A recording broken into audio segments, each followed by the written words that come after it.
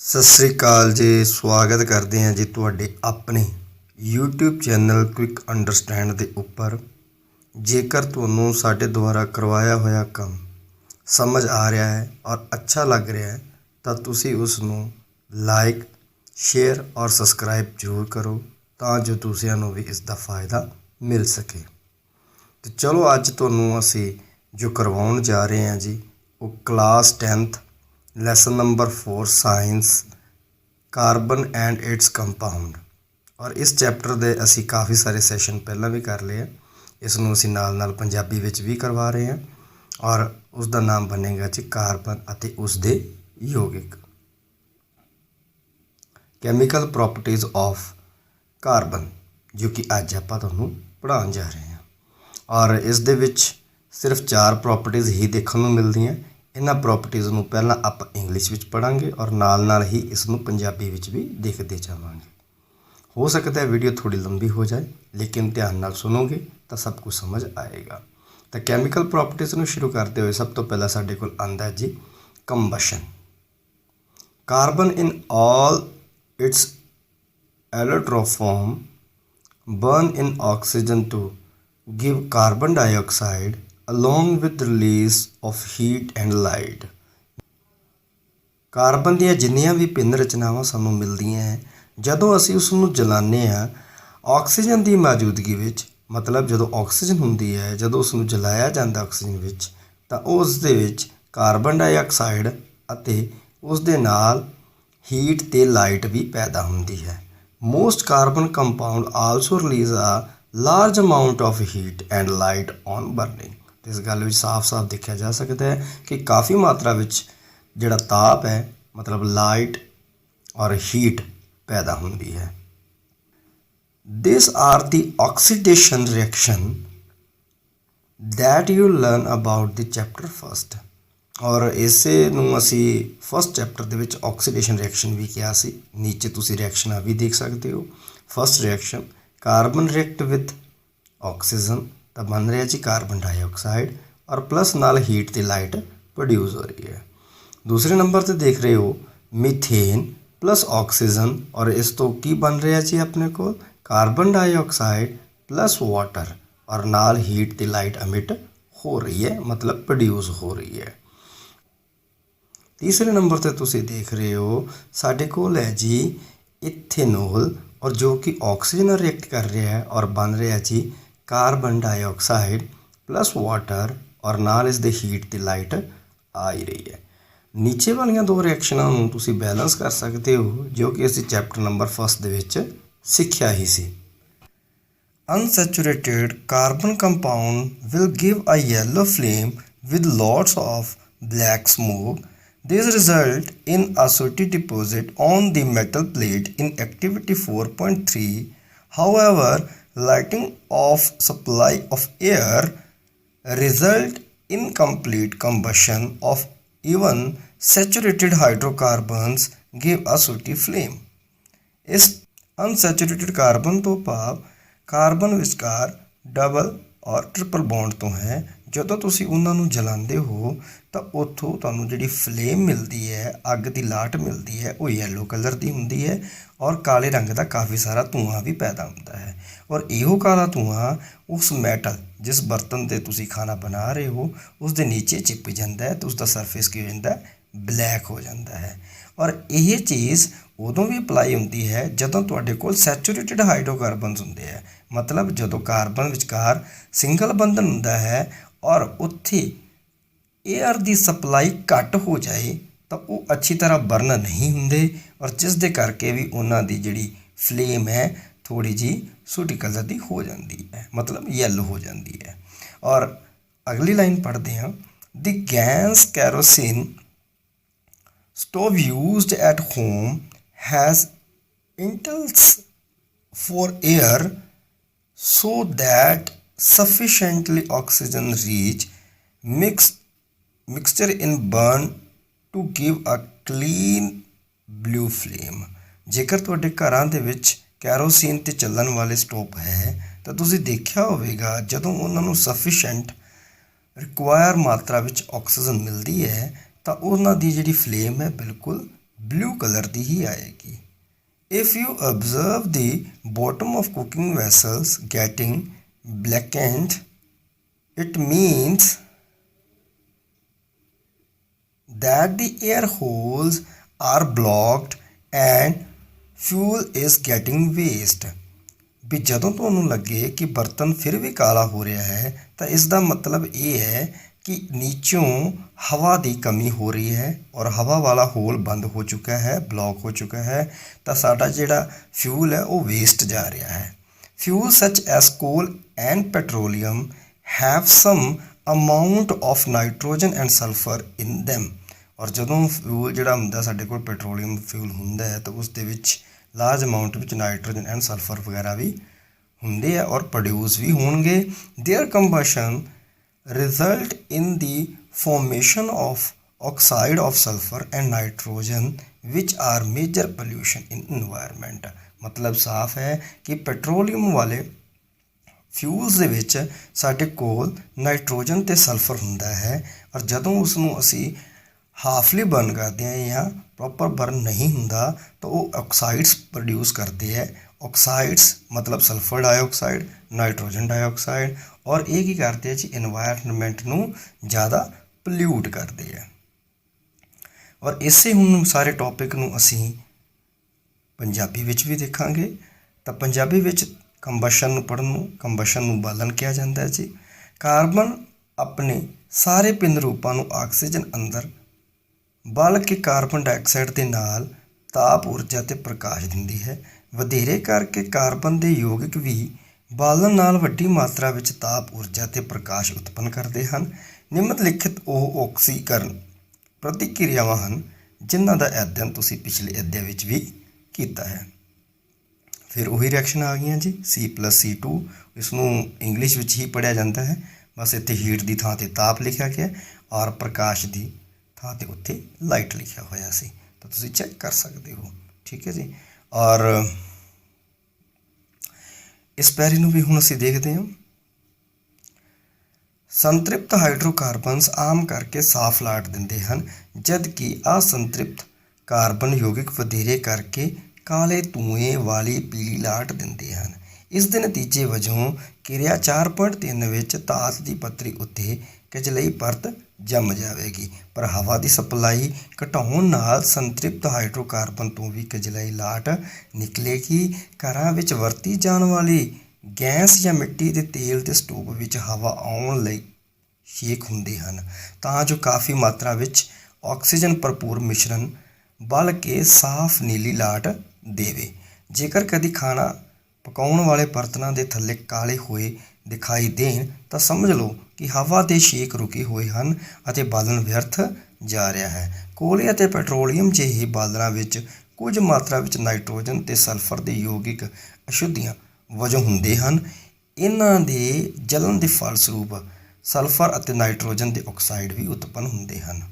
देखो जी ये चीज़ आप पहला भी समझिए बट इसमें दोबारा फिर देख लो कि जो संतृप्त हाइड्रोकार्बन है उसनों जदों आपां जलाने हाँ तो साफ लाट बनती है। जदों असंतृप्त नूं जलाने हाँ तो काला धुआं पैदा होता है। संतृप्त जिस कार्बन विच सिंगल बॉन्ड होंदे है और असंतृप्त कार्बन विचकार डबल या ट्रिपल बॉन्ड दूरा या तीरा बंधन की गल करता है।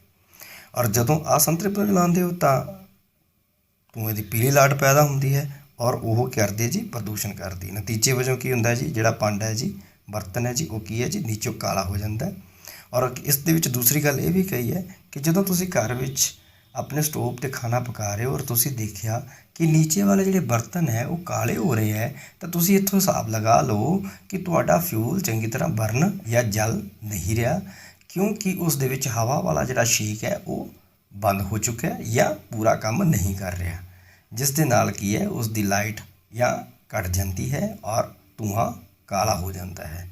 इस चीज़ को रोकने वास्ते तुसी अपने चुल्हे या गैस स्टोव को साफ करोगे तो जो हवा का पूरा मिश्रण उस दे नाल जाएगा और बलन भी चंगी तरह होगा और इसे दे नाल ही एक ही है जी अच्छे तरीके नाल बलेगा और प्रदूषण घट करेगा। पर जेकर अजिहा नहीं करते तो की है जी काफ़ी सारा प्रदूषण होगा।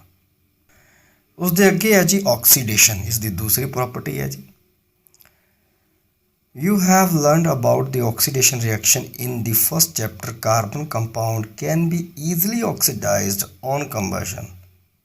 In addition to this complete oxidation, we have reactions in which the alcohols are converted to carboxylic acid.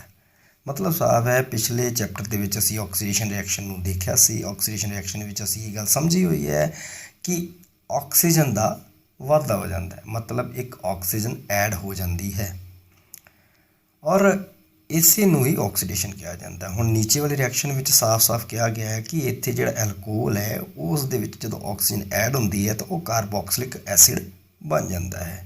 ਇਹਨਾਂ ਦੇ ਫਾਰਮੂਲੇ ਆਪਾਂ ਪਿੱਛੇ ਪਹਿਲਾਂ ਦੇਖ ਚੁੱਕੇ ਹਾਂ ਤੇ ਇਸ ਕਰਕੇ ਆਪਾਂ ਨੂੰ ਹੁਣ ਕੋਈ ਦਿੱਕਤ ਖਾਸ ਨਹੀਂ ਆਏਗੀ। ਲੇਕਿਨ ਹਾਂ ਇੱਕ ਗੱਲ ਜ਼ਰੂਰ ਹੈ ਕਿ ਇਸ ਦੇ ਵਿੱਚ ਕੁਝ ਕੈਟਲਿਸਟ ਜਾਂ ਕੁਝ ਏਜੰਟ ਹੁੰਦੇ ਆ ਜੋ ਇਹ ਕਿਰਿਆ ਕਰਵਾਉਂਦੇ ਆ ਤਾਂ ਉਹਨਾਂ ਦਾ ਜਾਣਨਾ ਜ਼ਰੂਰੀ ਹੈ। ਵੀ ਸੀ that some substances are capable on adding oxygen to other. These substances are known as oxidizing agent. ਕਿ ਤੁਸੀਂ ਦੇਖਿਆ ਹੋਵੇਗਾ ਜੋ ਸਬਸਟੈਂਸ ਕੈਪੇਬਲ ਹੁੰਦੇ ਆ ਆਕਸੀਜਨ ਨੂੰ ਐਡ ਕਰਵਾਉਣ ਵਿੱਚ ਉਹਨਾਂ ਨੂੰ ਹੀ ਆਕਸੀਡਾਈਜ਼ਿੰਗ ਏਜੰਟ ਕਿਹਾ ਜਾਂਦਾ ਹੈ।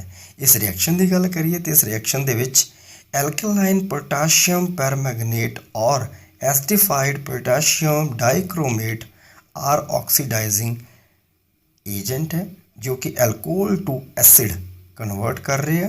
That is adding oxygen to starting material और इत्थे तुसीं साफ देख सकते हो और इसी करके इन्हों hence they are known as oxidising agent. तो देखो जी जो करवा रहा है उसनों ऑक्सीडाइजिंग एजेंट कहते हैं और इत्थे कौन करवा रहा है इस गल को नोट करना भी जरूरी बनता है। और देखिया तुसीं की है जी इथेनॉल टू कन्वर्ट होकर की बन गया जी इथेनोइक एसिड बन चुका है। ऑक्सीजन का वाधा हो चुका है। लैफ्ट हैंड साइड एक ऑक्सीजन है, राइट हैंड साइड ऑक्सीजन की मात्रा डबल हो चुकी है। तो चलो इस हुण पंजाबी विच भी देखते हैं। ऑक्सीडेशन नूं पंजाबी विच आक्सीकरण कहा जाता है। ये असीं पहलां भी पढ़िया है जी। पहले अध्याय विच तुसीं आक्सीकरण की प्रतिक्रिया का अध्ययन कीता सी। जलाउण दे नाल कार्बन यौगिकां नूं सौखिया ही आक्सीकृत किया जा सकता है। इस पूर्ण आक्सीकरण तो इलावा वह प्रतिक्रियावां भी हैं जिन्हां विच एल्कोहल कार्बोक्सिलिक एसिड विच परिवर्तित कर देंदे हैं। मतलब जदों असी ऑक्सीकरण करना है तो जलाउण नाल भी ऑक्सीकरण हो जाता है। असी देखते हाँ कि कुछ पदार्थ एक दूजे नूं ऑक्सीजन देने की समर्था रखते हैं। इन्हां पदार्थों नूं आक्सीकरण कहा जाता है या आक्सीकारक कहा जाता है। सॉरी इन्हां पदार्थों को आक्सीकारक कहा जाता है। खार पोटाशियम पैरमैंगनेट और तेजाबी पोटाशियम डाइक्रोमेट एल्कोहल नूं एसिड विच आक्सीकृत करते हैं। भाव ये आरंभक पदार्थ विच ऑक्सीजन जोड़ते हैं और यह इसलिए इन्हां नूं आक्सीकारक कहते हैं।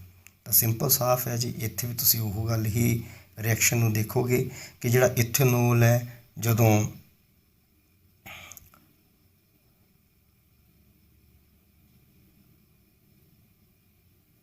आक्सीकारकां की सहायता लैके किंदे विच कन्वर्ट हो रहा है जी इथेनोइक एसिड विच कन्वर्ट हो रहा है।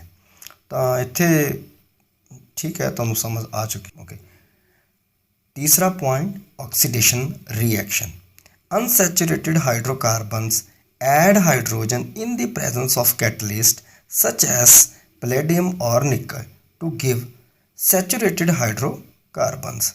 मतलब साफ है कि जदों तुहाडे कोल अनसैचुरेटेड हाइड्रोकार्बन्स होंदे हैं मतलब कार्बन कार्बन विचकार डबल बॉन्ड या ट्रिपल बॉन्ड की गल करेगा तो इत्थे डबल बॉन्ड की गल की गई है। जदों डबल बॉन्ड है तो तुसीं की करोगे एक हाइड्रोजन नूं जोड़ोगे। प्रेजेंस किसदी है जी ये नोट करने वाली गल है प्लैटिनम और निकल दी। तो की होगा जी एक सैचुरेटेड हाइड्रोकार्बन बनेगा मतलब कार्बन कार्बन सिंगल बॉन्ड हो जाएगा, एक बॉन्ड ब्रेक हो जाएगा। Catalyst are substance that cause as reaction to occur or proceed at different rate without reaction itself being affected। मतलब ये जिहड़े कैटलिस्ट होंदे आ रिएक्शन की स्पीड नूं वधा घटा सकते हैं, फर्क पाते हैं, लेकिन इन्हां उत्ते कोई फर्क नहीं पैंदा, ये उस तरह ही रहिंदे हन। This reaction is commonly use in hydrogenation of vegetable oil using a nickel catalyst. ਜ਼ਿਆਦਾਤਰ ਇਹ ਆਪਣੇ ਖਾਣੇ ਬਣਾਉਣ ਵਾਲੇ ਤੇਲਾਂ ਦੇ ਉੱਪਰ ਹੀ ਯੂਜ਼ ਕੀਤੇ ਜਾਂਦੇ ਹਨ। Vegetable oil generally have long unsaturated carbon chain while animal fat have saturated hydrocarbon chains। ਜਿਹੜੇ ਵੈਜੀਟੇਬਲ ਆਇਲਸ ਹੁੰਦੇ ਆ ਜਨਰਲੀ ਕੀ ਹੁੰਦੀਆਂ ਲੌਂਗ ਚੇਨਸ ਹੁੰਦੀਆਂ ਰੈਦਰ ਦੈਨ ਜਿਹੜੇ ਐਨੀਮਲਸ ਫੈਟਸ ਹੁੰਦੇ ਆ ਸੈਚੂਰੇਟਡ ਤੋਂ ਉਸ ਤੋਂ ਮਤਲਬ ਲੰਮੀਆਂ ਲੰਮੀਆਂ ਚੇਨਾਂ ਵਿੱਚ ਮਿਲਦੇ ਆ ਵੈਜੀਟੇਬਲ ਆਇਲ। ਔਰ ਇਸ ਦੇ ਵਿੱਚ ਰਿਐਕਸ਼ਨ ਵੀ ਤੁਸੀਂ ਦੇਖ ਸਕਦੇ ਹੋ ਡਬਲ ਬੌਂਡ ਨਿਕਲ ਕੈਟਲਿਸਟ ਦੀ ਪ੍ਰੈਜ਼ੈਂਸ ਦੇ ਵਿੱਚ ਕੀ ਹੋ ਗਿਆ ਜੀ ਸਿੰਗਲ ਬੌਂਡ ਵਿੱਚ ਬ੍ਰੇਕ ਹੋ ਚੁੱਕਿਆ ਹੋਇਆ ਹੈ। ਠੀਕ ਹੈ ਜੀ। You must have seen advertisement starting that some vegetable oils are healthy.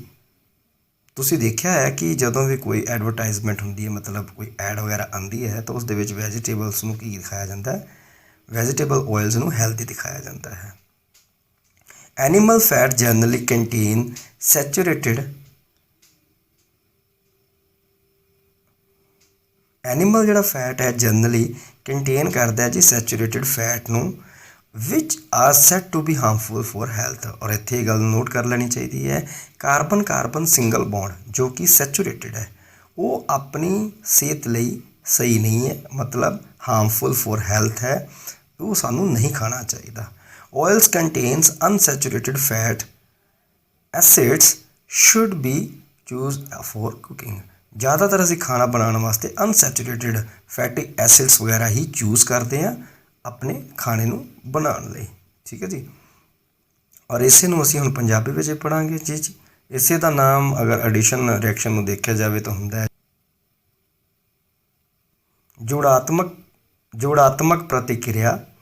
ਅਸੰਤ੍ਰਿਪਤ hydrocarbon ਨਿਕਲ ਦੀ ਹੋਂਦ ਵਿੱਚ ਹਾਈਡਰੋਜਨ ਨਾਲ ਮਿਲ ਕੇ ਸੰਤ੍ਰਿਪਤ ਹਾਈਡਰੋਕਾਰਬਨ ਬਣਾਉਂਦੇ ਹਨ।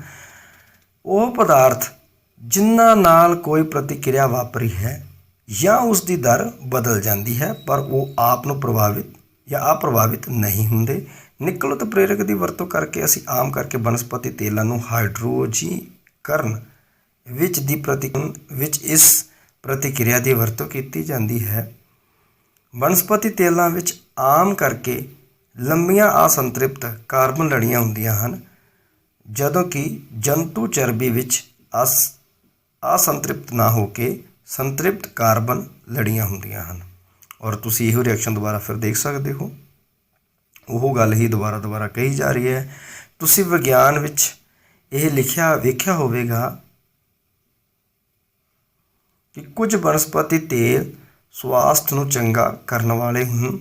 ਆਮ ਕਰਕੇ ਜੰਤੂ ਫੈਟਸ ਦੀ ਬਣਤਰ ਵਿੱਚ ਸੰਤ੍ਰਿਪਤ ਫੈਟ ਐਸਿਡਸ ਦਾ ਅੰਸ਼ ਹੁੰਦਾ ਹੈ ਜੋ ਸਿਹਤ ਲਈ ਹਾਨੀਕਾਰਕ ਮੰਨਿਆ ਜਾਂਦਾ ਹੈ। ਭੋਜਨ ਪਕਾਉਣ ਲਈ ਅਸੰਤ੍ਰਿਪਤ ਫੈਟੀ ਐਸਿਡਸ ਵਾਲੇ ਤੇਲਾਂ ਦਾ ਹੀ ਉਪਯੋਗ ਕਰਨਾ ਚਾਹੀਦਾ ਹੈ। ਗੱਲ ਫਿਰ ਉਹੀ ਹੈ ਜੀ। ਇਸ ਜੋੜਾਤਮਕ ਰਿਐਕਸ਼ਨ ਵਿੱਚ ਤੁਸੀਂ ਕੀ ਦੇਖਦੇ ਹੋ ਕਿ ਸਾਡੇ ਕੋਲ ਇੱਕ ਹਾਈਡਰੋਜਨ ਆ ਕੇ ਐਡ ਹੁੰਦੇ ਹੈ।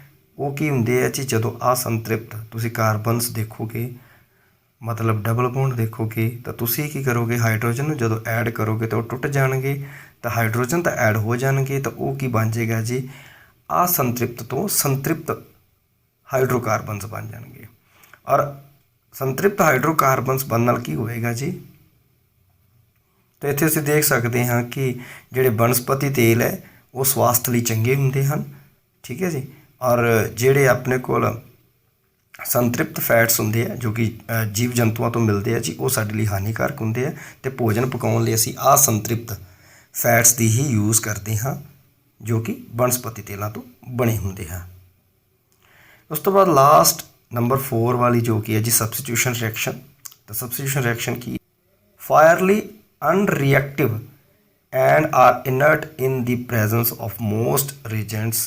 However, it is presence of sunlight chlorine is added to hydrocarbon in a very fast reaction. ਜ਼ਿਆਦਾਤਰ ਜਿਹੜੇ ਸੈਚੂਰੇਟਡ ਹਾਈਡਰੋਕਾਰਬਨਸ ਹੁੰਦੇ ਹੈ ਮਤਲਬ ਕਾਰਬਨ ਸਿੰਗਲ ਬੌਂਡ ਵਾਲੇ ਉਹ ਕਿਰਿਆਸ਼ੀਲ ਹੁੰਦੇ ਹੈ ਮਤਲਬ ਛੇਤੀ ਰਿਐਕਟ ਨਹੀਂ ਕਰਦੇ ਰਿਐਕਟੀਵਿਟੀ ਉਹਨਾਂ ਦੀ ਘੱਟ ਹੁੰਦੀ ਹੈ ਚਾਹੇ ਤੁਸੀਂ ਕੋਈ ਵੀ ਰੀਜੈਂਟ ਪਾ ਲਓ। ਪਰ ਉਹ ਕਹਿੰਦਾ ਵੀ ਜਦੋਂ ਤੁਸੀਂ ਸੂਰਜ ਦੀ ਰੋਸ਼ਨੀ ਪ੍ਰੈਜ਼ੈਂਸ ਆਫ ਸਨਲਾਈਟ ਵਿੱਚ ਰੱਖਦੇ ਹੋ, ਕਲੋਰੀਨ ਐਡ ਕਰ ਦਿੰਦੇ ਹੋ ਤਾਂ ਇਹ ਰਿਐਕਸ਼ਨ ਬਹੁਤ ਫਾਸਟ ਹੁੰਦੀ ਹੈ। Chlorine can replace the hydrogen atom 1/1। ਜਿਹੜਾ ਕਲੋਰੀਨ ਹੈ ਜੀ ਉਹ ਕਾਰਬਨ ਦੇ ਹਾਈਡਰੋਜਨਸ ਨੂੰ 1/1 ਪਲੇਸ ਕਰਦਾ ਜਾਂਦਾ ਹੈ। It is called a substitution reaction. ਔਰ ਕਿਸੇ ਦੀ ਜਗ੍ਹਾ ਤੇ ਆਪ ਜਾ ਕੇ ਬੈਠਣਾ, ਮਤਲਬ ਹਾਈਡਰੋਜਨ ਨੂੰ ਹਟਾ ਕੇ ਉਸ ਦੀ ਜਗ੍ਹਾ ਤੇ ਕਲੋਰੀਨ ਦਾ ਲੱਗਣਾ ਨੂੰ ਹੀ ਸਬਸਟੀਟਿਊਸ਼ਨ ਕਿਹਾ ਜਾਂਦਾ ਹੈ। ਤਾਂ ਤੁਸੀਂ ਨੀਚੇ ਇਸ ਦੀ ਰਿਐਕਸ਼ਨ ਵੀ ਦੇਖ ਸਕਦੇ ਹੋ, ਜੋ ਕਿ CH4 + Cl2 ਔਰ ਗਿਵਸ ਕੀ ਕਰਦੀ ਹੈ CH3Cl + HCl। ਤਾਂ ਇਹ ਜਿਹੜੀ ਬਹੁਤ ਇੰਪੋਰਟੈਂਟ ਰਿਐਕਸ਼ਨ ਹੈ ਜੋ ਕਿ ਪ੍ਰੈਜ਼ੈਂਸ ਆਫ ਸਨਲਾਈਟ ਹੋਈ ਹੈ। ਔਰ ਇਸੇ ਨੂੰ ਅਸੀਂ ਹੁਣ ਪੰਜਾਬੀ 'ਚ ਵੀ ਦੇਖਾਂਗੇ ਜੀ। ਸਬਸਟੀਟਿਊਸ਼ਨ ਰਿਐਕਸ਼ਨ ਨੂੰ ਪ੍ਰਤਿਸਥਾਪਨ ਪ੍ਰਤੀਕਿਰਿਆ ਵੀ ਕਿਹਾ ਜਾਂਦਾ ਹੈ। ਸੰਤ੍ਰਿਪਤ ਹਾਈਡਰੋਕਾਰਬਨ ਕਾਫੀ ਹੱਦ ਤੱਕ ਅਕਿਰਿਆਸ਼ੀਲ ਹੁੰਦੇ ਹਨ ਅਤੇ ਬਹੁਤ ਸਾਰੇ ਪ੍ਰਤੀਕਰਮਾਂ ਦੀ ਉਪਸਥਿਤੀ ਵਿੱਚ ਅਕਿਰਿਆਸ਼ੀਲ ਰਹਿੰਦੇ ਹਨ। ਫਿਰ ਵੀ ਸੂਰਜ ਦੇ ਪ੍ਰਕਾਸ਼ ਦੀ ਹੋਂਦ ਵਿੱਚ ਕਲੋਰੀਨ ਅਤੀ ਤੇਜ਼ ਪ੍ਰਤੀਕਿਰਿਆ ਦੁਆਰਾ ਹਾਈਡਰੋਕਾਰਬਨ ਤੋਂ ਹਾਈਡਰੋਜਨ ਨੂੰ ਹਟਾ ਕੇ ਉਸ ਦੇ ਨਾਲ ਜੁੜ ਜਾਂਦੀ ਹੈ। ਕਲੋਰੀਨ ਇੱਕ ਇੱਕ ਕਰਕੇ ਹਾਈਡਰੋਜਨ ਨੂੰ ਹਟਾ ਕੇ ਉਸ ਦੇ ਨਾਲ ਜੁੜ ਜਾਂਦੀ ਹੈ ਔਰ ਕਲੋਰੀਨ ਇੱਕ ਇੱਕ ਕਰਕੇ ਹਾਈਡਰੋਜਨ ਪਰਮਾਣੂਆਂ ਨੂੰ ਪ੍ਰਸਥਾਪਿਤ ਕਰਦੀ ਹੈ ਔਰ ਇਸੇ ਨੂੰ ਪ੍ਰਸਥਾਪਨ ਪ੍ਰਤੀਕਿਰਿਆ ਕਹਿੰਦੇ ਹਨ। ਉਮੀਦ ਕਰਦੇ ਹਾਂ ਜੀ ਤੁਹਾਨੂੰ ਅੱਜ ਸਾਡੇ ਦੁਆਰਾ ਕਰਵਾਇਆ ਕੰਮ ਪਸੰਦ ਆਇਆ ਹੋਵੇਗਾ। ਜੇਕਰ ਪਸੰਦ ਆਇਆ ਹੈ ਜੀ ਤਾਂ ਸ਼ੇਅਰ ਜ਼ਰੂਰ ਕਰੋ। ਥੈਂਕਸ।